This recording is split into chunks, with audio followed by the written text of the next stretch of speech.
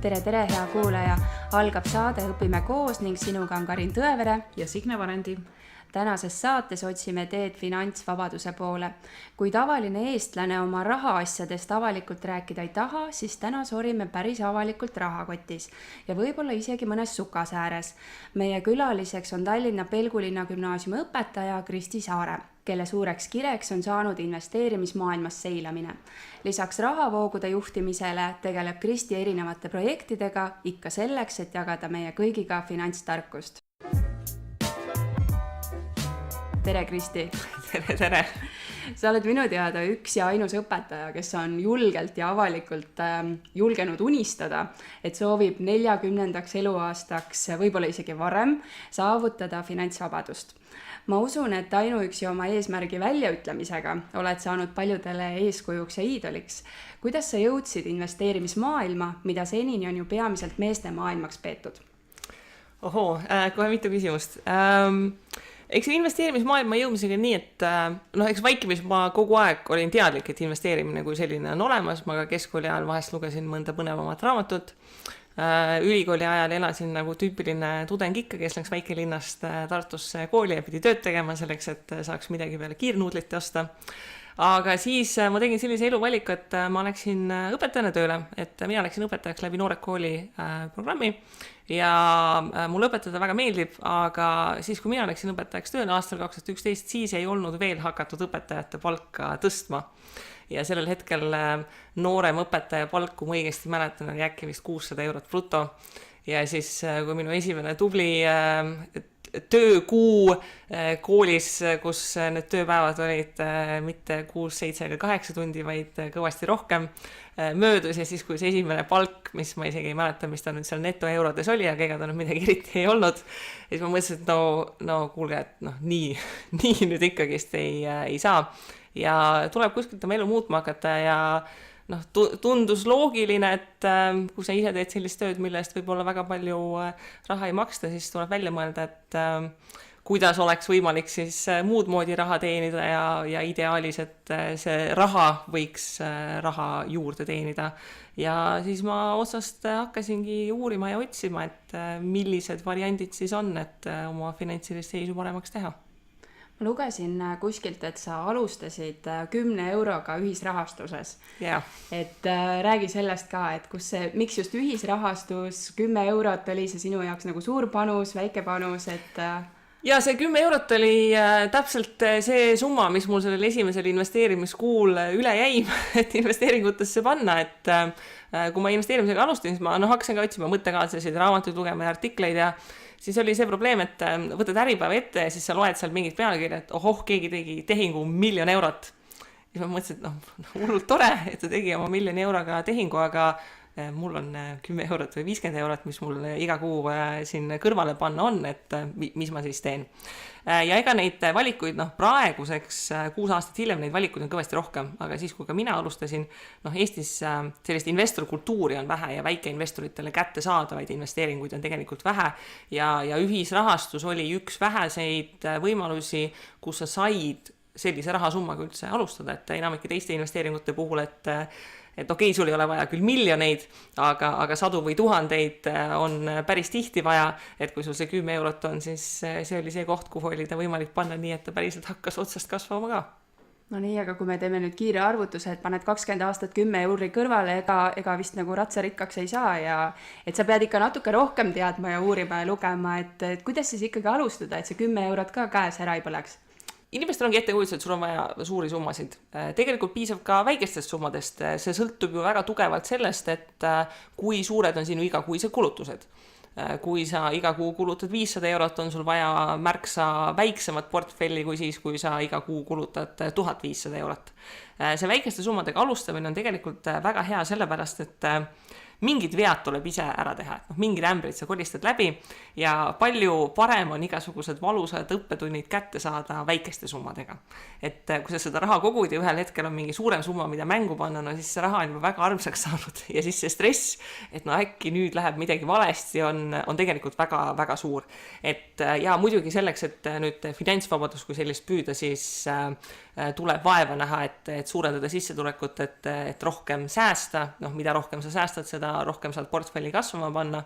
Aga oluline on ka pigem see, et lihtsalt hakata pihta, sest et investori üks kõige suuremaid sõpru on aeg ja liitintress ja see, et rahal on lihtsalt aega kasvada, et mõistlikum on kohe selle 10 euroga pihta hakata, kui nüüd mitu aastat õppida ja lugeda ja siis alles raha mängu panna, et selleks hetkeks oled sa juba päris palju väärtuslikke õppetunde ära õppinud ja läheb natukene valutumalt ja riskivabamalt. No sa praegu mainisid siin sellist mõistet ka nagu finantsvabadus, et mis see siis täpselt on? Finantsvabadus kõige lihtsamalt tähendab seda, et sul on vabadus otsustada, mida oma ajaga teha, sellepärast, et sa ei pea kohustuslikus korras tööl käima selleks, et oma igakuiseid kulutusi katta. Ehk siis kõige lihtsam ongi see, et kui su igakuised kulutused on 1000 eurot kuus, siis kui su investeeringud sellise summa sulle iga kuu teenivad, siis oledki põhimõtteliselt vaba. Et see finantsvabadus terminina ei ole niivõrd seotud rahaga, vaid ajaga, et sul on õigus otsustada, mis sa oma ajaga teed, sest et sa ei ole sunnitud seda aega tööandjale müüma. Mis küll ei tähenda seda, et inimestele ettekujutus, et finantsvabadus, et kohe nüüd jalad seinale ja soojale maale ja kõike muud, aga idee on selles, et sa saad valida, mida sa teed ja väga paljud inimesed, kes ka minu suhtlusringkonnas on, kes tegelikult on juba finantsvabaduse äärel või finantsvabaduse saavutanud, nad jätkavad töötamist või projektidega tegelemist kõige muuga, lihtsalt nad saavad oma elus hakata teha valikuid natukene teistsugustel alustel kui see, et enamikel inimestel number 1 kriteerium on raha. Et kas ma saan seda endale lubada, sellepärast et see A kas maksab raha või B mul kulub igasuguste muude kulutuste peale. Ja finantsvabaduse idee ongi see, et ma tahan teha asju, mida ma tahan teha ja ma tahaksin neid teha sõltumata sellest, et kas ma pean nüüd aktiivselt mõtlema, et kas mul on selleks raha või kas ma nüüd pean tööle minema, et enda elu finantseerida.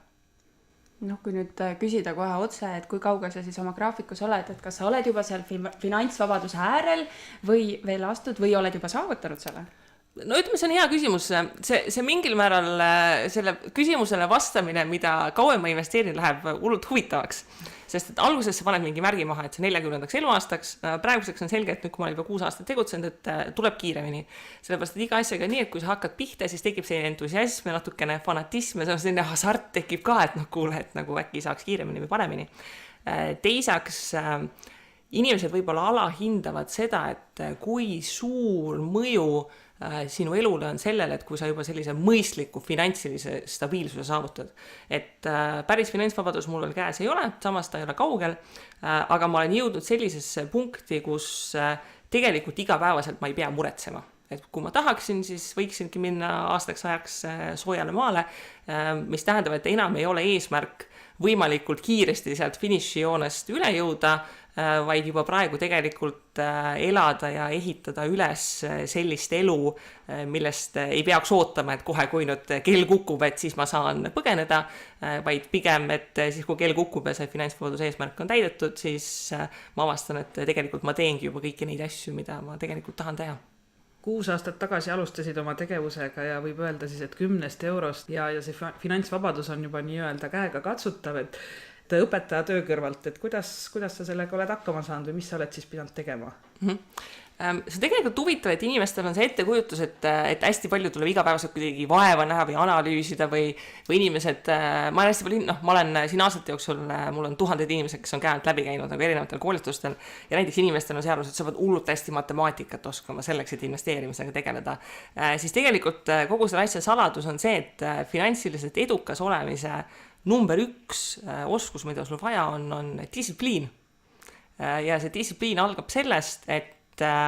esiteks see raha, mida sa teenid, sa ei kuluta kõik ära. Ja see võib tunduda hullult tobe, aga kui sa vaatad statistikat ja igasugust küsitlust, infot, mida on kogutud, siis ülisuur hulk inimesi lihtsalt kulutab kõik oma raha ära ja ongi kõik, sa ei saagi sealt mingist investeerimisest või millestki muust rääkida. Et tegelikult see protsess ei ole niimoodi, et nagu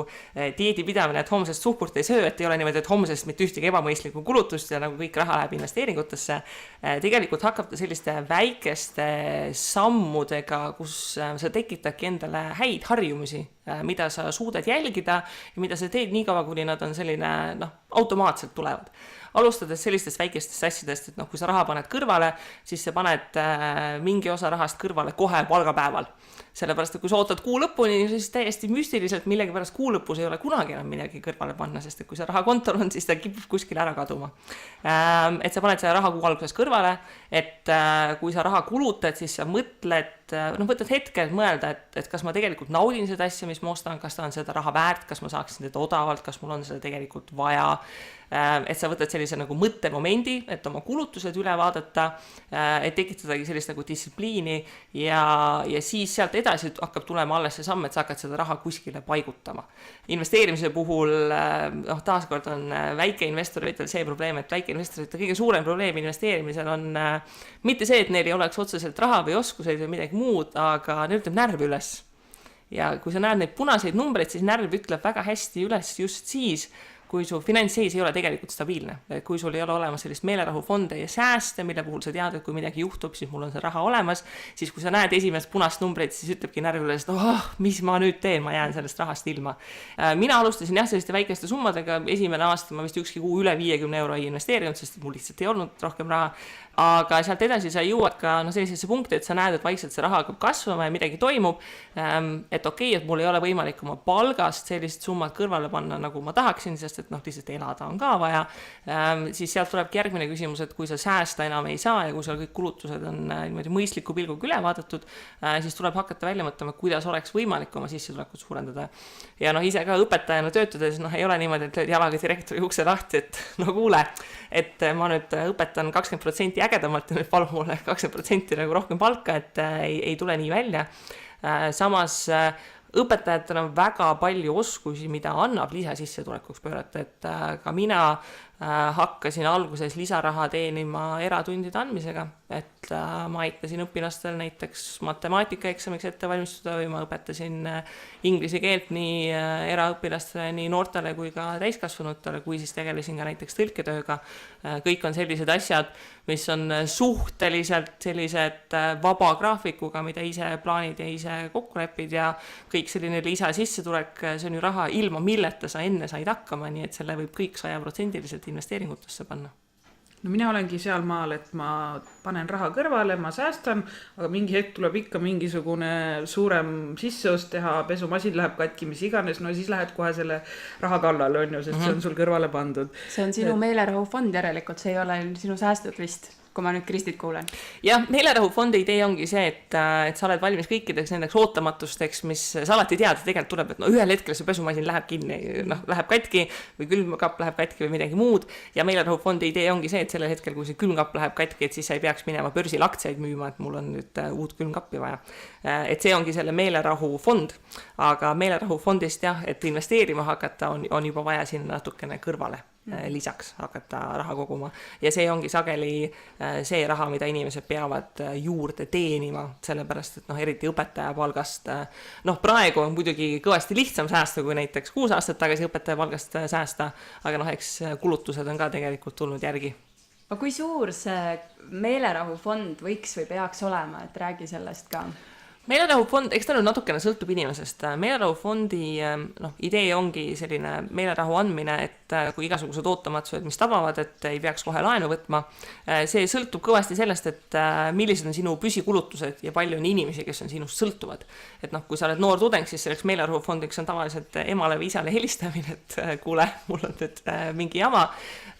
Kui sa oled üksi elav inimene, siis tasuks arvestada mingi 2-3 kuu üür või mingid autoliisingud või lasteaiatasud, mida iganes, mida sa maksad. Samas, kui sul on näiteks 3 last, kes sinust sõltuvad, siis selle võrra see meelerahufond peaks kindlasti olema suurem, sellepärast, et sa ei saa töökohta kaotades otsustada, et nüüd lastele süüa ei osta, eks ju. Et suurusjärgus selline 3 kuud võiks olla selline summa, mis annab sulle sellist lõtku, et näiteks kui sinu töökohaga midagi juhtub või sa haigestud või midagi, et siis selle ajaga sa saad taastuda või otsida uut töökohta, et ta annab sulle sellist mõtlemisvõimalust, et väga suur hulk inimesi ikkagist elavad, see palgapäevast palgapäevani tähendab, et kui midagi juhtub, siis see aeg, mis hakkab tiksuma, ongi üldiselt 30 päeva ja siis ongi tulemus see, et Eestis suurusjärgus vist iga 5, iga 6 täiskasvanu on võtnud näiteks SMS-laenu ja selle taga ongi põhjus see, et kui midagi juhtub, siis ongi kohe jama majas ja sul ei ole kuidagi seda olukorda võimalik parandada, et Statistikaamet teeb siin seda leibkonna küsimustikku. Ma olen siin mitu aastat valimis olnud ja nemad küsivad finantsilise hakkamasaamise kohta sellist küsimust, et see aasta oli siis tõstetud summad, et kui midagi ootamatut sinuga juhtub, et kas sul oleks võimalik 430 eurot kuskilt võtta, ilma et sa peaksid laenama või midagi muud ja väga suur hulk inimesi vastavad sellele ei. Ja see näitab väga hästi sellist keskmist finantsilist hakkamasaamist või säästude hulka. Ja see on tegelikult selline keskmine kodumasina hind lihtsalt, eks ju, et põhimõtteliselt võib iga hetk meil kõigil katki minna. Aga sa ütlesid, et praegu oleks õpetajatel justkui lihtsam investeerida, sest õpetajate palgad on nagu oluliselt tõusnud, nad on keskmisele järgi jõudnud, et kui sa nüüd ise peaksid alustama selles mõttes nüüd nullist, et mis sa siis teeksid, et kuhu sa suunaksid, mis varaklassid sa võtaksid, sest ma olen täiesti kindel, et selle 6 aastaga on nii palju muutunud, et isegi need, kes huvilised kuulavad seda investeerimisraadiot, ma väga soovitan seda kuulata, eks ju, väga-väga palju õpetussõnu saab sealt, et kas seal on mingisugused nüüd muutused? Ja kindlasti on väga palju muutunud, kas või selle koha pealt, et igasuguseid instrumente ja portaale ja valikuid on kordades tegelikult rohkem. Siin inimesed küsivad, ütleme, mulle tuleb väga palju küsimusi ja see küsimus, et kuhu ma siis selle raha panen, et mis nüüd siis see kõige parem variant on, seda küsimust tuleb väga palju ja siis tuleb alati igav vastus, et sõltub riskitaluvusest ja kõikidest muudest asjadest, et ei tasu võib-olla kinni jääda sellisesse analüüsi halvatusse, et ma nüüd tahan valida kõige parema asja, kuhu raha paigutada. Sellepärast, et siis tekib paratamatult pettumus, et see ükski tehing ei ole nii hea, kui sa tegelikult unistad. Niikaua kui laual olevad variandid on mõistlikud, siis tegelikult ei ole vahet, millest alustad. Kui sa ehitad investeerimisportfelli, mille idee on, et ta kestab sul kümnendeid, siis pole vahet, kas sa alustad esimesena aktsiatest või ühisrahastusest või kinnisvarast, et küll sa jõuad nende kõikideni. Praegusel hetkel võib-olla alustajatele, lihtsalt mida ma näen, kust inimesed kõige rohkem alustavad, on see sama ühisrahastus lihtsalt sellepärast, et see ligipääsu piir on nii väike, et selle 10 euroga kuus saad sa alustada. Samas nüüd, kui palgad on tõusnud, siis ka näiteks Balti börs on palju ligipääsetavamaks muutunud, sest Balti börsi puhul selline minimaalne ostusumma võiks olla enam-vähem 500 eurot, et need teenustasud oleksid mõistlikud. Praegu on seda 500 eurot, säästa ikkagi kõvasti lihtsam, kui oli näiteks 5 aastat tagasi, et sellega võrreldes õpetajate palk on ka nagu selle umbes selle 500 euri võrra see keskmine tõusnud. Ja ütleme, eks kinnisvara, eestlaste lemmikvaraklass on selgelt kinnisvara, et sa tunne, et sa saad minna oma seina silitama, et ta on ikkagi sinu oma, aga ja kinnisvarasse investeerimine reeglina eeldab sellist suht kõva riskitunnetust, et sa võtad laenu, et inimestel sellist summat tavaliselt ei ole kontost võtta. Et neid variante on erinevaid ja miks mina väga tugevalt ka koolitustel julgustan, et tuleb kas või see esimesed 10 või 100 eurot panna mängu. Kohe, kui enda raha on sees, siis see motivatsioon õppida ja see info selline analüüsimine ja omaks võtmine väga kõvasti aktiveerub. Et sa võid lugeda ja kuulata kõike väga palju ja siis inimesed, kes ka koolitustel käivad, nagu sageli kirjutavad, kui nad lõpuks selle esimese investeeringu ära teevad ja siis mul on mitu inimesed kirjutanud, et ma kandsin selle esimese raha sinna kus iganes ära ja siis ma panin arvuti kinni, et ma ei saaks seda raha tagasi kanda. Et see esimesed 100 eurot, see on kõige hirmsam. Sealt edasi, kui sa avastad, et sa oled juba mingi raha ära investeerinud ja juhtunudki midagi väga hullu, siis sealt edasi on juba palju lihtsam. Ja siis on see learning by doing, eks ju, et hakkad otsast tegema, tekib mingi küsimus ja miks praegu on ikkagi ülihea alustada see, et kui mina alustasin, siis oli igasuguste blogide ja raadiote asjade koha pealt oli nagu täiesti mustmaa. Sul ei olnud kuskilt minna küsima. Praegu on Facebookis mitmed erinevad grupid, seesama näiteks investeerimisraadio, erinevad koolitused, üritused, kuhu minna, et see info kogus ja ka väga suur hulk head investeerimiskirjandust on viimase 5 aasta jooksul tegelikult eesti keelde ära tõlgitud lugemiseks, et ja praktiliselt kõikidele küsimustele, kui sa eesti keeles Google'isse sisse trükid, leiad sa ka vastuse, et selle võrra on tõesti kordades lihtsam alustada. Kristin, me juba oleme peaaegu sinu rahakotti suundunud, et mis sul seal portfellis siis on? et jagad meiega. Noh, inimestel vaata üks mure on see, et sa pead hullult palju aega kulutama, et investeeringuid hallata, siis mul on nii palju tegemist, et mul ei ole aega oma portfelli hallata ja seetõttu mina olen ehitanud endale pigem sellise passiivse portfelli, mille eesmärk ongi nii, et kui ma väga ei viitsi, siis piisab, kui ma 6 tund aega pühendan, et numbreid kokku lüüa ja asi toimiks.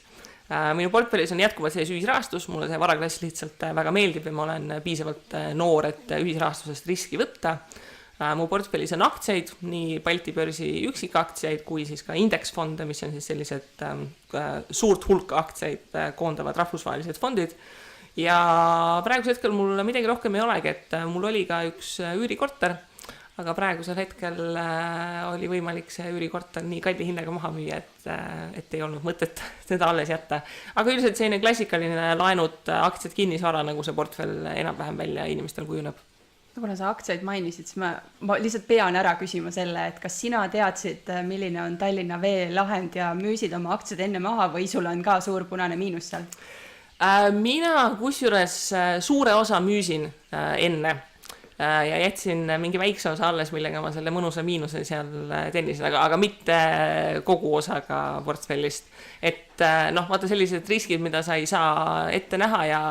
see ongi ka selline investeerimisnärvi kasvatamise koht, et alati ei saa kõik otsused olla õiged ja mul meeldis, et Naisinvestorite klubis üks naisterahvas kirjutas oma Tallinna Vee positsiooni kohta, et ta teab, et oleks mõistlik müüa maha praegu, et võtab selle kahjumi sisse. Ta ütles, et ta ei müü, sest et siis ta logib sisse ja ta näeb seda punast numbrit ja siis ta on alati meeles, et tegelikult võib nii ka minna. Et alati ei ole kõik ilus, roheline ja kasvav ja see ongi see põhjus, miks sa ei pane kõike raha ühte kohta, sellepärast, et siis on väga valus, kui midagi kukub. Kui sul ikkagi portfellis neid aktsiaid või fonde või muid varaseid on rohkem, siis see, kui üks neist on punases, väga ei häiri. Kuidas selle tootlikkusega on, et kui sa praegu nagu vaatad, et ühisrahastus, kinnisvara või siis aktsiad, et mis nagu on selline sinu jaoks praegu kõige tootlikum? Et sa ju arvutad seda tootlikkust, vähemalt kord kuus ma sain teada. Ja. Kõige tootlikum on tegelikult ühisrahastus, lihtsalt sellepärast, et ühisrahastuses on ka pigem keskmisest natukene suuremad riskid, kuna ta on lihtsalt varaklassina selline. Aktsiate puhul on Balti börs on meil siin tasa sõuab, kaugele jõuab, eks ju. Rahvusvaheliselt on hetkel sellised tormilised ajad, kuna igasugused poliitilised väljaütlemised meil siis majandust ja aktsiahindu kõigutavad. Kinnisvara puhul on see, et kinnisvara tootlus sõltub väga tugevalt sellest, et kui palju sa ise sinna aega ja tegevust sisse paned, eks ju. Et kui sa tahad ilusat kesklinna korterit, kus rikas spetsialistidest paar elab, eks ju, siis see on üht tüüpi investeering ja teist tüüpi on selline, mis mul oli, et sellises ühika tüüpi vana kooli majas 12-ruudune korterik, kus tuleb veidikene rohkem üürilistega tegeleda.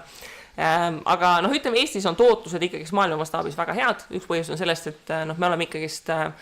majandusdefinitsiooni järgi arenev turg, nii nagu me siin endine satelliitriik oleme ja Eestis ilma ülisuure vaevata ikkagist 10 ja üle 10% on täitsa mõistlik teenida ja sealt edasi hakkab mõjutama see, et kui palju sa ise juba aega ja analüüsi ja kõike muud sisse paned. Kas sinu tutvusringkonnas on teisi õpetajaid, kes investeerivad, on finantsvabaduse ääre peal, ma ei tea, välismaalaste seast sulle eeskujusid või et kuidas nende õpetajatega siis see lugu on, et kui tublid nemad on investeerimismaastikul? Või oled sa ikkagi ainueksemplar selline? Ei, eks ikka on õpetajaid, kes investeerib ja mul on väga hea meel, et ma olen ka mõndasid tuttavaid õpetajaid mõnele enda koolitusel näinud. Aga eks õpetamine ja investeerimine on selline huvitav teema. Praegu on ju ka suur plaan, et ettevõtlikkuse arendamisse pannakse riiklikul tasandil kõva raha sisse ja ka finantshariduse koolidesse toomisel, siis on väga raske õpilastele finantstarkust edasi anda, kui seda õpetavad õpetajad, kes ei ole ise kunagi mitte ühtegi investeeringut teinud, et on raske noortele rääkida, et investeerigi siin aktsiatesse ja turgudele ja kõike muud. Et ma olen ise käinud ka siin paar korda erinevatel õpetajate üritustel rääkimas, et kuidas mingite lihtsate vahenditega ja mingid sellised põhilisi asju õppekavast rakendada ja kuidas õpilisi kaasa haarata. Siis kes on kunagi õpetajaid koolitanud, siis on vast kursis sellega, et õpetajad on alati selline mitte alati kõige kaasa tulevam publik. aga kui see klõps ära käib, siis tegelikult ka väga paljud õpetajatest saavad entusiastid, et noh, seal ongi vaja natukene sellist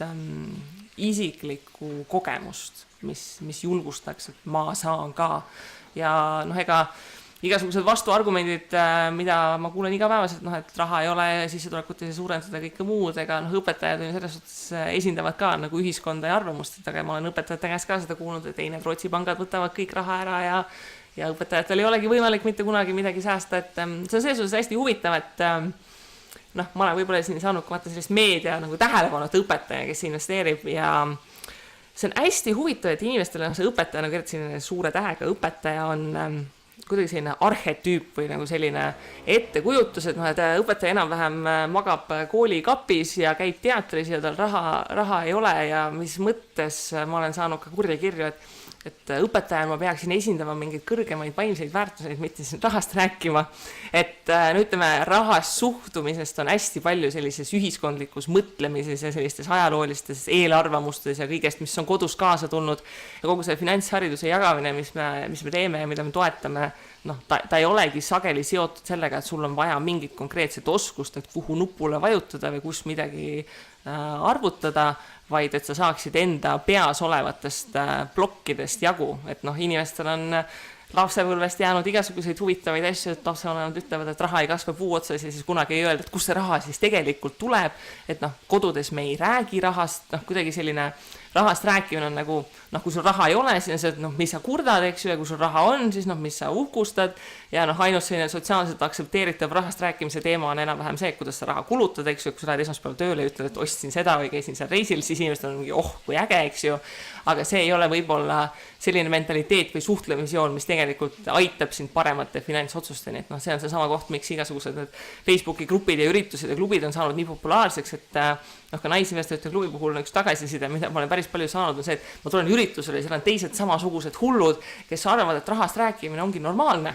Et sa ei pea nagu kuidagi kohe häbenema, et noh, et ma tahaksin nüüd nagu natukene rääkida, investeerida, paremat elu elada, vaid inimesed ongi nii, et noh, et hakkan pihta ja teeme ära ja kõik saavad. Ja noh, see lihtsalt ei ole meil selline ühiskondlikuks nagu laiapõhjalisega suhtumiseks veel saanud. Mina saan siin rääkida, et minul oli see esimene eufooria käis ära, et nagu, et mul on ka oma väike portfell nii ja naa, on ju, aga siis tekkis see, et kui ma kuulasin teie saadet, et tegelikult füüsilisest isikust ettevõtjana, kuidas eraisikuna investeerimine, et see on tegelikult ikkagi üsna selline karm teema, et kõik läheb maksudeks ja nii edasi, et tegelikult peaks ettevõtjaks hakkama ja ettevõtluse nii-öelda üks haru olema siis see investeerimine, on mul õigus? Noh, põhimõtteliselt jah. Vaata, sellega on ka see, et noh, kohe alguses ei tasu ennast mingite maksuteemadega võib-olla üle mõelda sellepärast, et kõige suurem risk on see, kui sa seda raha lihtsalt ära kulutad, sest siis on tulemus 0. Kui sa eraisikuna investeerid ja mingi osa maksad maksudeks ära, siis mingi osa oled sa ikkagi teeninud. Et eriti portfelli alguses palju suurem mõju on sellel, kui sa teenid natukene rohkem raha ja selle portfelli paigutad, et kui sa teenid 100 eurot rohkem ja selle investeerid, selle mõju on märkimisväärselt suurem kui see, et ma nüüd optimeerin oma maksustrateegiat ja kõike muud selleks, et nüüd see investeerimisteenistus oleks 100 euro võrra suurem. Aga jah, see algne eufooria on see, et seal on selline, noh, eriti rahaga seoses on kirjutatud väga palju häid raamatuid sellest, et kuidas inimestel sellised mõttevead või mõtteprobleemid on ja üks asi, mis investeerimise puhul ka inimesed ise näevad, see on see, et alguses sul on see eufooria ja siis on see, et noh, okei, ma nüüd hakkasin tegema ja midagi nagu ei ole väga juhtunud. Et inimesed kuidagi nagu üle hindavad seda, et mis võiks lühikeses perspektiivis juttuda, et noh, ma olen 6 kuud teinud ja mis mõttes, et ei ole mingid pudrumäed ja piimajääd, aga inimesed alahindavad seda, mis pikas perspektiivis juhtub. Et jah, et esimesed kuud, noh, tõesti ei juhtu midagi väga suurt, aga kui sa juba hakkad nagu 2-3 aastat hiljem vaatad tagasi, siis võid avastada, et ohoo, et kuule, tegelikult on juba päris palju raha kõrvale pandud ja päris palju raha teenitud. Et see ongi see distsipliini koht, et kui sa alguses selline eufooria ja selline, kõik on äge ja login iga päev ja vaatan rohelisi numbreid, et kui see ära kaob, et mis on see, mis sind kannab edasi, et sa igakuiselt seda raha ikka paigutaksid ja kasvataksid. No aga siit mina mõtlen praegu jälle, et õpetajatel on natukene seda eelist, et sa ütlesid, et distsipliin on tähtis, ma arvaks, et õpetajad on distsiplineeritud. No eks õpetajate puhul jah, distsipliin ja kõik sellised isikuomadused, mis on olemas, aga selleks, et alustada ja tegutseda, sul on vaja mingit sellist eesmärki. Ja päris paljudel inimestel võib-olla neil ei olegi mingit sellist ideed, et kui enamik inimesi ütlevad, et nad tahaksid olla miljonärid, siis tegelikult ei ole see, et nad tahavad selle miljon kokku koguda investeerida, vaid nad tahaksid miljoni kulutada, eks ju. Ja seal ongi see probleem, et kui sa mõtled selles aspektis, et ma tahan raha, sest et ma tahan seda kulutada, siis see ei ole see mentaliteet, mis aitab sind tegelikult investeerimisel. Mis sind aitab, on see, et kui sa mõtiskled sellise eesmärgi lahti, et eesmärk ei ole ju tegelikult raha pärast. Et ei ole see, et ma nüüd siis istun ja vaatan oma seda raha hunnikut, vaid on midagi, mida sa tahad oma elus teha selle raha abil, et ta annabki sulle mingid võimalused. Minule isiklikult näiteks mulle õpetamine väga meeldib, aga õpetamine ei ole selline asi, mida sa saad raha pärast teha. Sa ei saa nii, et ma õpetan nüüd rohkem ja siis mul on rohkem tunde ja ma teenin rohkem raha, sellepärast, et su aju lihtsalt kärssab läbi. Aga näiteks, kui sul oleks võimalus, et sul on mingi investeerimistulu ja sa saaksid õpetada näiteks 10 tundi nädalas, ilma et sa peaksid muretsema sellepärast, et mul on igasugused kulutused, mida ma ei katta. Või siis see üks põhjus, miks minule finantsvabaduse idee väga meeldib, on see, sest et mul ei ole praegu üldse aega raamatuid lugeda. Ja ma olen täiega see inimene, et kui mul oleks finantsvabadus, siis ma võtaks vahest raamatu lugemise puhkuse lihtsalt. Et ka lihtsalt sellised asjad on täiesti okei eesmärk, et sa tahadki oma elu kvaliteeti parandada. Et see stereotüüp, et õpetaja muude asjade peale raha ei kuluta peale selle, et teatris käib, siis ka see on okei eesmärk, et ma tahangi endale lubada meile lahutust, et ma olen eluga kursis, ma käin kuskil, kõik sellised asjad, mida sul on tegelikult vaja enda sellise energia ja patareide laadimiseks vaja, sest õpetamine kui elukutse on tegelikult ju vaimselt väga väsitav, et sa lähed, üks on see aine, mida sa õpetad, aga teine on see, et sa ikkagi lähed siia kooli ellu ja õpilaste ellu ja muredesse niivõrd sisse, et vahepeal on vaja ennast välja lülitada ja see välja lülitamine on ka palju lihtsam, kui see õpetajana see 54 või 58 päeva, mis puhkust on, kui sul on võimalik selle aja jooksul ka midagi teha selleks, et ennast niimoodi turgutada ja puhata. Et tasub välja mõelda, et mis on see eesmärk, sest et kõik tegevused, mida sa teed, neid on palju lihtsam teha ja sa oled palju motiveeritum, kui sa reaalselt kujutad ette, et mis see on, mis mu elus nüüd muutub, kui ma saan seda endale lubada. Et kui enamikid inimestel küsida, et kui sa ei peaks raha üle mõtlema, mida sa tahaksid, et see elus oleks rohkem, ei ole kohanud veel ühtegi inimest, kes oleks öelnud, et ei, kõik on praegu juba täpselt nii, nagu ma tahan. Kõikidel on mingi väike soov ja tasubki see väike soov enda jaoks võib-olla sõnastada, et selleks, et ma saaksin seda asja teha, on mul näiteks vaja igakuiselt sellist summat ja siis hakata selle nimel tööd tegema. Ma tean, see on võib-olla selline naljakas küsimus, aga et kas on mingisugune vanus, millest alates, ja kui me mõtleme just nüüd, räägime konkreetselt õpetajatest, me teame õpetajate palka, et kas on mingi selline vanus, millal võib öelda, et nüüd sinu rong on läinud, et katsu lihtsalt hakkama saada sellega, mis sul on ja kõik. Et nüüd lihtsalt ootad surma. Ei, muidugi mitte. Kusjuures ma just kirjutasin natuke aega tagasi enda blogisse ka artikli just sellise pealkirjaga, et kas vanuses 50+, siis saab alustada. Ja vastus muidugi saab. Lihtsalt mingid asjad tuleb teha natukene teistmoodi, et kui noortele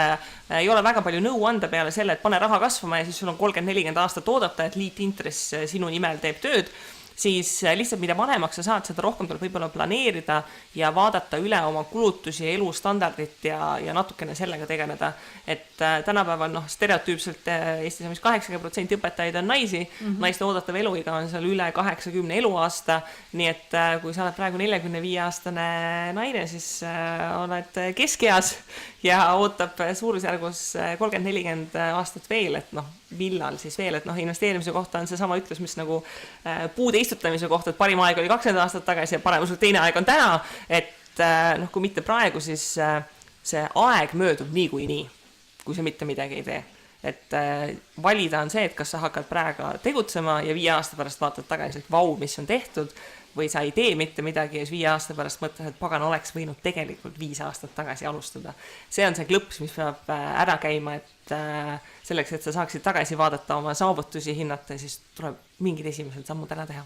Ja see 50+ ei tohi ka mõelda seda, et minu investeerimisportfellis on lapsed, et küll nemad hoolitsevad ja teevad. Ei. See on nagu selline, et võib ju mõelda, aga see ei ole see, mille peale nii-öelda oma kaarte panna ikkagi. No see on eestlaste pensionistrateegiad on üldse üks hästi huvitav teema, siin on igasugused küsimustikke tehtud ja 3 vastust tuleb üldiselt, mida inimesed pensioniks planeerivad. Üks on see, et pensionisammas on minu kodu. mis on teoreetiliselt väga tore, kui sul kodulaenu ei ole, aga samas selle kodu ülalpidamine nõuab üldiselt kulutusi, sul on vaja katust vahetada, küttesüsteemi, mingid püsikulud, sa ei teeni tegelikult seal raha, sa ikkagi maksad selle eest. Siis teine asi, mida tuuakse välja, on ette lapsed. Mina olen põhimõtteliselt filosoofiliselt nagu selle vastu, et oma laste peale seda kohustust suruda, sest et praegused põlvkonnad, näiteks minu vanuses põlvkonnad, juba USA-s kirjeldatakse neid sellise termine nagu double squeeze, ehk siis kahelt poolt pigistab, ehk siis põlvkonnad, kes peavad samal ajal kasvatama enda lapsi ja hoolitsema enda vanemate eest, mis on tegelikult finantsilisest nagu väga, väga suur koorem, et kes on siin kursis, siis kuidas see keskmine vanadekodu tasu oli mingi 800 või 900 eurot kuus, igaüks võib nüüd arvutada, kui mitu last peaks olema, et igaüks neist saab selle summa panustada. Ja selle kohta on selline üks huvitav nali, mille üks analüütik tegi, et see laste peale panustamine, et aga mis siis, kui need lapsed on tütred, kes meil palgalõhe tõttu saavad vähem palka ja mis siis, kui nad veel näitlejaks tööle lähevad. Siis võib-olla, et igaühest ei saa kõrgepalgalist juristi, kes siis nüüd sind üleval peab. Ja kolmas asi, mida inimesed vastavad, on see, et ideaalis sureks töö juures jala pealt. Et siis ei pea pensioni peale muretsema. Ja ma ütleks, isiklikult ma arvan, et kõik kolm nendest variantidest on suhteliselt õudsad. Et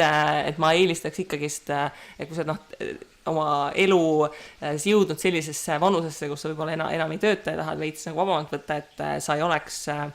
sõltuvuses sellest, et kas ja kui palju teised saavad sind aidata või et sul ei oleks just seda pidevat stressi, et kuidas ma nüüd oma kodu üleval pean ja mingeid kulutusi ja kõike muud, vaid et sa oled ikkagist elanud oma elu ja planeerinud oma finantse niimoodi, et sa vähemalt pensionieas saaksid võtta vabalt ja ei peaks tegelikult muretsema. Selleks, et seda mõttemaailma muuta ja et inimeste seda finantskirjaoskust nii-öelda ikkagi kasvatada, siis sa ise töötad koolis, eks ju, sa oled ka õppejuht, et kas sa näed, mis peaks muutuma hariduselus või koolielus, et see mõtteviis olekski inimestel omane, et nad mõtlevad ise oma tuleviku peale juba noores eas. Ütleme, tegelikult praegu on hästi mitu probleemi, mida me lahendame kas või siin selle investeerimiskogukonna käivitamisega. Esimene on see, et meil on lihtsalt 50 aastat investeerimiskultuuris auku. Lihtsalt meil ei olnud toimivat vaba turumajandust ja meil on see probleem, et võrreldes näiteks naaberriikidega meil ei ole traditsiooni, et näiteks kui laps sünnib, siis vanavanemad kingivad talle võlakirju või aktsiaid või et pärandatakse varasid sellisel kulul, et me lihtsalt hetkel täidame seda auku, üritades mitmesse põlvkonda korraga sellist minimaalset finantstarkust viia. Teine probleem on suuresti see, et koolides ju finantsharidus sisuliselt puudub. Et siin tehti see muudatus, et lükati ühiskonnaõpetuse programmi ja et võiks kõikide teiste ainete hulka seda ettevõtlikkusõpet ja finantsharidust ja kõike muud lisada. Aga see on ausalt öelda, ta ei ole realistlik plaan, sellepärast et olles ka ise näiteks eesti keele ja kirjanduse ainekava lugenud ja siis, kui sa ütled eesti keele ja kirjanduse õpetajale ja tema ainekava on nii silmini kõiki kohustusi täis, et nüüd palun hakka ettevõtlikkust ja finantsharidust sinna integreerima, siis ma saan väga hästi aru, miks sealt ei tule säravat naeratust, et jah, nüüd ettevõtlikkus, eks ju. Mina töötan sellises koolis, kus on pragmaatiline suund, et õpilased saavad gümnaasiumis 3 kursust majandust, mis annab sellise väikse põhja, aga me vaatame tegelikult Eesti koole, siis neid, kus ikkagi stabiilselt ja rohkem kui väga minimaalselt finantsharidust saadakse, on tegelikult väga-väga vähe ja kui saadakse, siis saadakse üldiselt sellist mikro-makromajanduse nõudluspakkumine, mis on ka väga oluline, aga minu meelest on see väga vastuvõetamatu, et praegusel hetkel õpilane, kes on vanus 18 või 19, lõpetab kooli nii, et ta ei saa aru näiteks, kuidas krediitkaart toimib. Ja siis ta peab kõik oma isiklikud ämbrid ära kulistama ja siis mina näen neid inimesi, et nad jõuavad minu juurde mingis vanuses X, väga suur hulk neist jõuab näiteks vanuses 40 investeerimiskogukonda ja siis see kahetsus, mida inimesed väljendavad, et oleks ma kas või mõni aasta varem teadnud, kui palju vigu oleks jäänud tegemata ja kui palju vähem stressi oleks olnud, et mina olen võib-olla selline ma muudaks koolisüsteemis väga palju radikaalselt asju, aga ma arvan, et finantsharidus kui selline, et see on ikkagist väga aegkriitiline, et praeguseks minu meelest 10 aastat räägitud sellest, et majandusharidus võiks gümnaasiumis seal põhiainete hulgas olla, millal veel, et praegu tegelikult Eestis, mina näen väga hästi seda, et me toodame finantsilist ebavõrdsust juurde sellega, et meil haridussüsteemis puudub tegelikult selle oskuse õpetamine.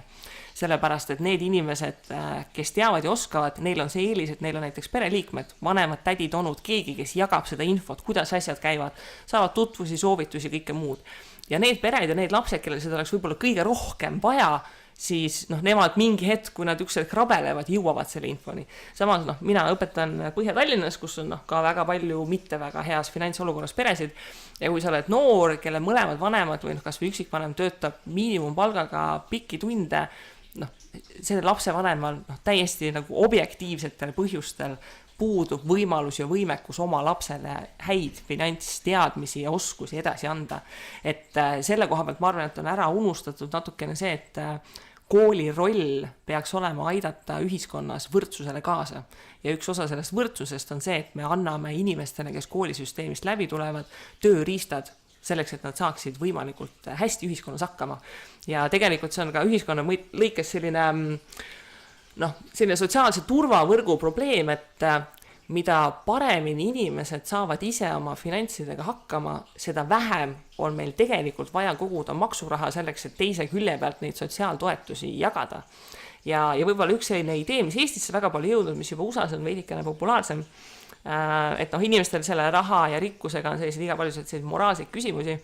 et miks sa ei tee midagi, mis iganes hingele või ühiskondlikku, et see on selline hästi huvitav idee, et igal inimesel peaks olema vastutus saada finantsiliselt võimalikult hästi hakkama, sellepärast et siis ei pea keegi teine pühendama aega ja ressurssi, et sind aidata ja siis alles tekib sinul see aeg, ressurss ja võimekus, et teisi aidata. Et tegelikult iga inimese isiklik panus sellesse, et riigis või kogukonnas või tema ümbruskonnas elu läheks paremaks, on see, et ta teeb kõik endast oleneva, et saada ise hästi hakkama ja siis on tal võimalik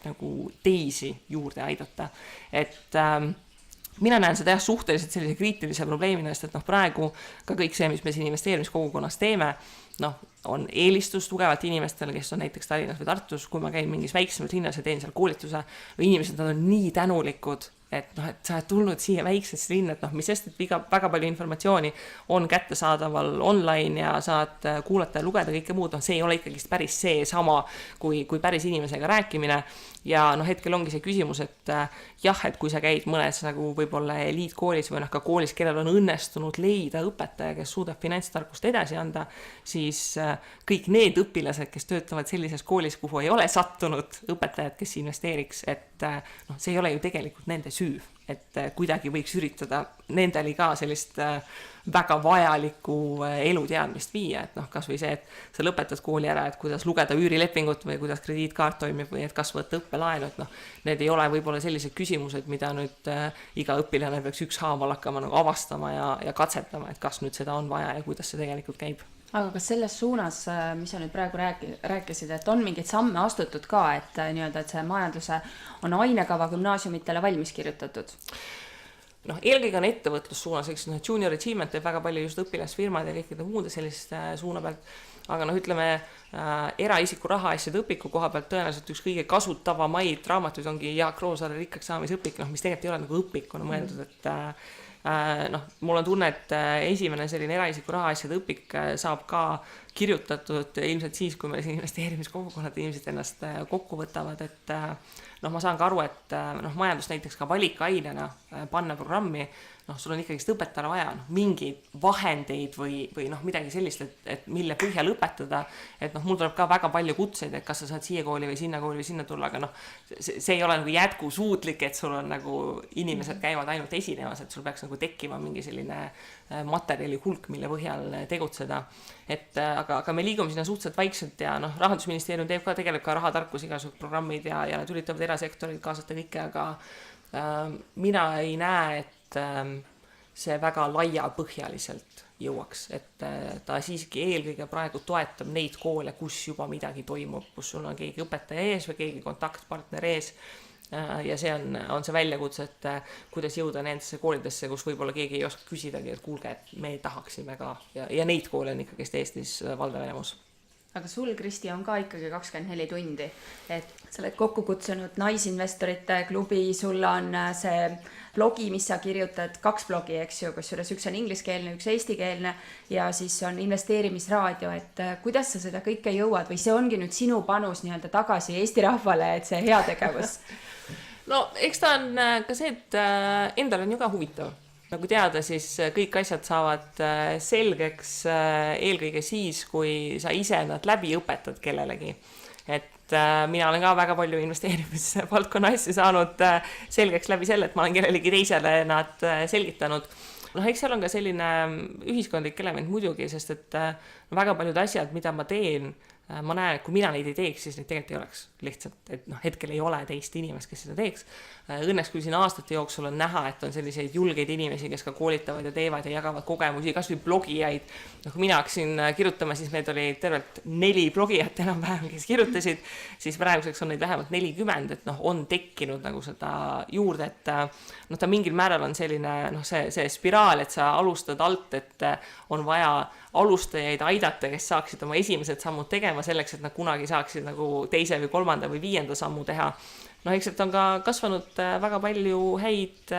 sõpru ja koostööpartnereid ja see on mulle endale ka pakkunud just sellise enesearengu koha pealt väga palju, et ma olen kohtunud väga paljude selliste inimestega, kellega ma tõenäoliselt muidu ei oleks kokku sattunud, aga praegu näiteks täna sellele, et me teeme investeerimisraadiot, saan ma kirjutada, et me teeme siin raadiot, et kas tuled ka ja siis tuleb välja, et mingid Eesti mõistes väga tipptasemel finantsinimesed kuulavad vahest investeerimisraadiot ja me teame küll, kes te olete, et et ma tulen. Seal on ka see enesearengu aspekt, et tasub ennast ümbritseda nende inimestega, kes on sellised, nagu sa tahaksid olla ja kellelt midagi õppida ja selleks, et selliste inimestega suhelda, pead sa ise ka pingutama ja midagi endast välja andma ja jagama. Kuidas investeerimisraadiol läheb, et ma vaatan, et olete mitu aastat iga nädal stabiilselt kogu aeg postitanud, kogu aeg olete eetris, et kas teil jagub veel teemasid, kuidas elate? Hästi, me alguses võib-olla isegi ei osanud ette kujutada, et ta nagu nii pauguga läheb käima, aga praegusel hetkel investeerimisraadio sai siin maikuus 3-aastaseks ja meil on siin umbes täpselt 150 saadet välja tulnud. Alguses oli võib-olla selline teemadest nagu list, nagu mida oli kogu aeg küsitud, aga praegu vahest me leiutame, et suvel, kui selline hapukurgi hooaeg on, kus pole millestki väga rääkida, siis me räägime võib-olla sellistest laiematest teemadest, aga vahest meil raadiokuulajad juba ise kirjutavad, et kuule, selline põnev asi on, või kui keegi ka midagi ise finantsmaastikul teeb, siis ta kirjutab meile, et kuule, et me tahaks tulla teile saatesse, sellepärast, et meil on piisavalt palju siin kuulajaid. Ja see kuulajate arv ikkagi nagu stabiilselt tõuseb, et praegu siin on saadete peale kokku on siin 400 000 kuulamist, et mul on eesmärk, et ükskord me jõuame sinna see 1,3 miljonit, et siis oleks justkui iga eestlane oleks korra kuulanud. Ja investeerimisraadiot on suuresti sellise orgaaniliselt kasvanud, et ega me ei ole nagu väga mingit reklaami või midagi teinud, et inimesed ise tulevad ja avastavad ja see on selles suhtes päris huvitavat aega, et mõni inimene on meid avastanud ja alguses, kui sa avastasid, siis ei olnud järgi kuulamine probleem, aga nüüd, kui on nagu 150 osad, meil on üldiselt tunni aja pikkused osad, see on ikka päris nagu hull selline järelkuulamiseks ajakulu, kuidas mõni inimene ütleb, ma tegin kodus kapitaalremondi ära ja kuulasin siis 100 osa investeerimisraadiot tagant järgi, et selles suhtes on hästi huvitav ja vahest tuleb selliseid huvitavaid seiku ka selle investeerimisraadioga, et ma millegi tellisin just koju süüa ja siis mul Wolti kuller tuli ja siis see ongi see koht, kus seda investeerimisraadiot lindistatakse või siis vahest, kui ma sõidan nagu taksoga või taksipaiga kuskile, siis mõni auto ütleb, et kuule, ma kuulasin investeerimisraadiot seda osa, et sellised naljakad seigad, mis annavad nagu motivatsiooni, et inimesed nagu päris elus tulevad ja ütlevad, kuule, et kui sa paned selle saate interneti üles, siis sa nagu otseselt ei tea, et kes seal teisel pool on. Ma näen, et kuulajanumbrid on, et inimesed kuulevad, aga et vahest nagu tulevad inimesed päris ütlevad, kuule, et ma kuulasin seda ja see oli äge või ma sain sealt hea mõte, et sul tuleb sellist nagu tagasisidet, mis eks nendes hingelt õpetajale nagu väga meeldib ka, kui keegi tuleb, et ma kuulasin ja ma sain targemaks ka, õppisin midagi uut. No mina olen ka palju õppinud, et ma enne saate algust rääkisin sulle ka, et ma olen 4 korda vähemalt kuulanud teie esimest saadet, et lihtsalt selleks alguses oli see avastamisrõõm ja siis oli see, et kui me ise taskuhäälingut hakkasime tegema, et no nii, vaatame, kuidas nemad alustasid ja siis vaatad, oi kuri, et teil on nii hea kvaliteet, kõik on nii super, et meil on siin kosk taga praegu vuliseb, on ju, et stuudio ei ole nii hea kui sinu magamistuba ilmselgelt, on ju. Aga ma pean ikka mainima, et minu lemmiksaade on olnud see kuulajate eluhäkid. et minu meelest nagu hästi lahe sihuke tagasiside nagu, et nagu sihuke, et sa päriselt nagu teadki, et sul on kuulajad, nad on saatnud sulle mingeid mõtteid, et kas mingeid häkke on juurde ka tulnud või? Jaa, meil ikka kirjutatakse tegelikult, et noh, muidugi eestlased sellised vaiksed Üldiselt küll, jah? Üldiselt vaiksed, et on võtnud aega, aga praegu meil ikka tuleb lugejakirju ja ideid ja mõtteid, et noh, siis ongi see tunne, et sa ei räägi niimoodi ise tühimikku, vaid et tuleb selline peegeldus ja noh, vahest kui me mõne asjaga puusse paneme, siis õnneks ka inimesed kuulavad ja arvutavad mingeid meie arvutusi ja asju, et kuulge, teil läks seal mingi number nihkes, et selline hea nagu kontroll ja selline tagasipõrgatamine on jah praeguseks tekkinud. Aga kuidas Naisinvestorite klubi läheb, et kas sealt on kasvanud välja mingi edulugu, mida sa saad Tuhka Triinu story rääkida meile? Tegelikult seal on väga palju inimesi, kes on hakanud pihta, et noh, Naisinvestorite klubi on praeguseks, noh, see Facebooki grupp on nagu meeletult suureks kasvanud, seal on üle 10 000 naise, et noh, nagu nii suure grupi puhul on paratamatult see, et mingi väike osa kirjutab ja väga suur hulk osa loeb. Aga õnneks jah, inimesed mul aeg-ajalt kirjutavad või üritustel räägivad, et kes mida on teinud ja noh, seal on ka hästi palju selliseid naljakaid lugusid, kuidas noh, juba see investori nimi nagu inimestel tõmbab vahest mingi ploki ette, kuidas mul on mõni öelda, et noh, et see Facebook soovitab seda gruppi ja siis ma nagu mõtlesin nagu tükk aega, et kas ma ikka julgen selle liitu nupu peale vajutada või mitte. Noh, seal ei ole mitte mingit kohustust, et kogu see idee oligi see, et see grupp ise on selline avatud vestlusgrupp, et sa saaksid sealt julgust ja lugeda kõike muud, aga kui see inimestel on nagu selline nagu hirm, et kui ma nüüd seal grupis olen, et no mis siin sul saab, eks ju. Ma tean täpselt, millest sa räägid, sest mul oli endal täpselt sama see, et kas ma ju ei ole tegelikult see investor, ma ei ole ju investor, ma olen ju lihtsalt õpetaja, kes pani mingi 10 eurot kuskil, et kuidas ma nüüd liitun selle grupiga. Aga ei, selles suhtes ongi, et see investori sõna, seal ei ole piiri, et kui palju sa pead olema raha investeerinud selleks, et olla investor. Iga inimene, kellel on näiteks teise samba pensionifond, on ka investor, sellepärast, et sinu pensionivarade hulgas on maailma erinevate ettevõtete aktsiad olemas. Et noh, me olemegi suuresti tööd teinud selleks, et võtta seda hirmu ära, et see sisenemisbarjäär ei ole tegelikult nii suur. Ja noh, Naisinvestorite klubi ta ju alguses ei tegelikult sellest, et noh, kui mina ise alguses käisin, siis noh, see pilt oli ikka nagu noh, selles mõttes masendav, et kui üritustel käisid, siis naisi oli kõigest väga vähe ja noh, jätkuvalt on naisi noh, pigem vähe selle koha pealt, et naiste osakaal investeerimiskultuuris siin on noh, suursärgus 10-15%, et noh, see on ikka väga vähe tegelikult. Ja ma tõstasin selle küsimuse, et mul noh, mingi hetk läks imelikuks, et kus need naised on. Ja Facebookis on selline grupp nagu Virginia Woolf siin tegi karda, selline feministliku diskussiooni grupp ja ma tõstasin selle küsimuse, et mis siis on. Ja väga paljud naised tõid välja, et tegelikult no ongi see tunne, et see investeerimine on nagu selline kuidagi mehelik ala ja siis sa oleks selline keskealine portfelliga ja pintsakus mees ja siis peab nagu miljon juba olemas olema. Et ja ei, noh, et ei julge kuidagi ühele küsimusele üritusele tulla või nagu küsimusi küsida, et öelda, et tahaks sellist turvalist alustamisõhkkonda, et noh, see ongi see, milleks see grupi tegelikult sai loodud, et noh, et sa tuled ja sa saad küsida ja noh, rumalaid küsimusi ei ole ja et me käime ka ringiga selliseid alustajate teemasid iga natukese aja tagant üle, et aga noh, see on selline pikem protsess, et see võtab lihtsalt aega, sest et väga suur hulk inimesi ei alusta mitte sellest, et ma nüüd hakkan kohe raha investeerima, vaid sellest samast, et maksad võlad ära ja saavutad oma raha asjad üle kontrolli ja siis hakkad säästma ja alles siis hakkad investeerima. Et noh, praegu me nagu laome selles tornis ikkagist nagu neid esimesi kihte veel, et inimestel nagu selliseid häid finantsharjumusi ja sellist noh, stabiilselt rahale mõtlemise harjumust ja noh, selliseid asju tekitada, et ja ka normaliseerida seda, et iga inimene peaks investeerima, mitte nii, et see nüüd selline suur kuskil aupaklikult peab vaatama, et see inimene on investor, eks ju, vaid et sina panedki oma 10 eurot mängu ja nagu ongi juba esimene samm tehtud.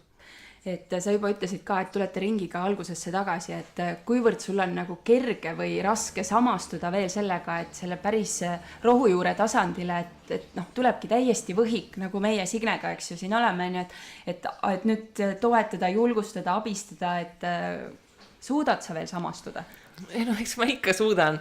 Suure osa ju nendest asjadest olen ma ise ka läbi elanud ja õnneks ka inimesed jagavad minuga väga palju selliseid lugusid ja mõtteid ja noh, kui ma koolitusi teen, siis need on ka üles ehitatud selle, et inimesed ise saaksid arutleda ja rääkida.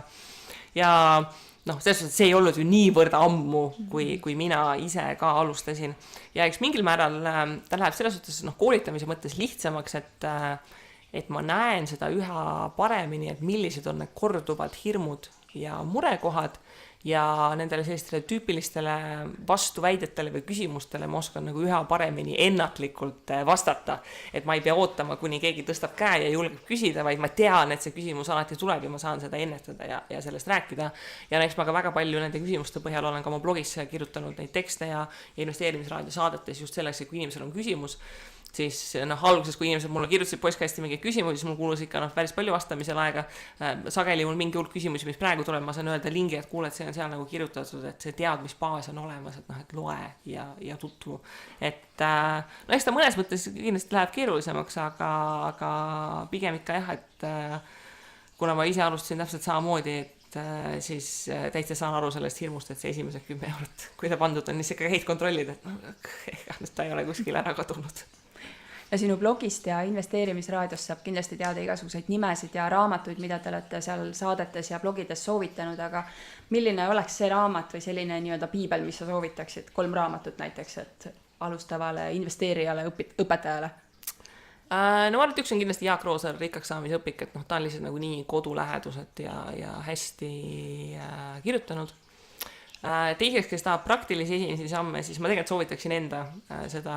kuidas investeerimisega alustada, et see raamat on kirjutatud selle põhjal, et ma olen seda alustamise koolitust praeguseks suurusjärgus 40 korda teinud. Et ta on kirjutatud selliste sammudega, et päriselt saaks tehtud mingid asjad. Ja võib-olla kolmandaks raamatuks ma soovitaks võib-olla mingit sellist mõtteviisi raamatut, et nagu öeldud, väga suurel hulgal inimestel probleemiks ei ole just konkreetne oskus, vaid mõtteviis. Näiteks kas või Harv Ekeril on see miljonäri mõtteviisi saladused, on vist isegi täitsa eesti keeles olemas, kus ta näiteks kirjutabki sellest, et inimestel on mingid eelarvamused raha suhtes, millega tuleb tegeleda, et võib-olla selline hea näide, mida me ka koolitustel oleme kasutanud, on, tal on sellised arvamused, millega sa saad nagu testida enda eelarvamusi. Et sellised laused, et kas sa nõustud või ei nõustu. Ja üks, mida me oleme ka koolitustel kasutanud, on see lause, et rikkad inimesed on ausad ja head. Ja väga paljudel inimestel tõmbab selle lause peale nagu täiesti ploki ette, sest kui sa võtad ka vaatad suvalist Delfi artiklit mõne inimese kohta, siis 1 miljon on varastatud ja küll ta on petnud ja küll ta on vedanud ja kõike muud. Ja samas, kui sulle endal sees on selline arvamus, siis sa ju tegelikult ei hakka süvenenult ja põhjalikult tegema tööd selle nimel, et olla ise rikas, kui sa arvad, et need rikkad inimesed on mingi selline kahtlane märk ja küll on ta siin varastanud ja petnud. Et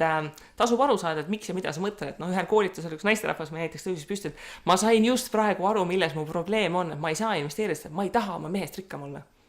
Sest et tema jaoks oli nii oluline identiteedi roll, et mees on see, kellel on raha ja kes hoolitseb pere eest ja talle tundus see täiesti vastuvõetamatu, et tema oleks oma mehest näiteks rikkam.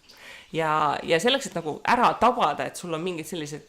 klõpsud, mis sind takistavad tegutsemast, tasuks võib-olla natuke lugeda just sellist mõtteviisi kirjandust ja neid harjutusi päriselt läbi teha, et avastada, et äkki sul on ka jäänud lapsepõlvest mingi selline huvitav arvamus või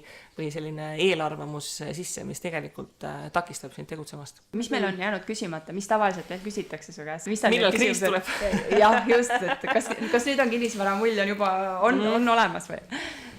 No millal tuleb siis kriis? Küsime ära. Kuskil kellelgi on kogu aeg kriis, et see ei ole nii hästi ennustatav. Kui investeerimisega tegeleda, siis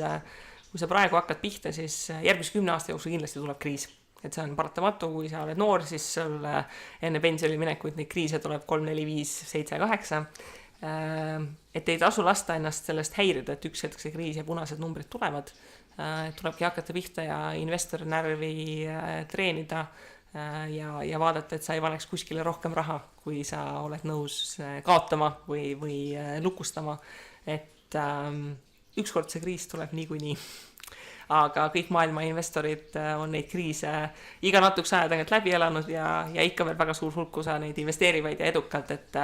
investeerimine selles suhtes ei ole sprint, vaid pigem on ikkagi maraton, et sa vaikselt lähed ja lõppkokkuvõttes oluline ei ole mitte see, et sa suudad täielikult kõiki kaotusi vältida, vaid et selle perioodi jooksul neid häid otsuseid kokkuvõttes tuleb rohkem kui halbu. Ja need head otsused tulevadki siis, kui sa reaalselt tegutsed, harjutad ja siis, kui läheb vahest midagi valesti, siis õpid sellest midagi ja teinekord teed paremini. Just, ja olgu hoiatuseks öeldud, et investeerimine on nakkav, nii et edu kõigile ja aitäh, Kristi, sinuga oli väga-väga tore kohtuda, et aitäh sulle. Järgmise korrani. Kuulmiseni. Tšau. kui sinagi said koos meiega täna uusi mõtteid ja inspiratsiooni, siis anna taskuhäälingule hoogu juurde. Laigi, jaga ja kommenteeri meie postitusi sotsiaalmeediakanalites. Kui soovid taskuhäälingut Õpime koos toetada, siis täname sind annetuse eest MTÜ Tartu Loomemaja arveldusarve kontole. Kõik vajalikud lingid leiab saate kirjeldusest.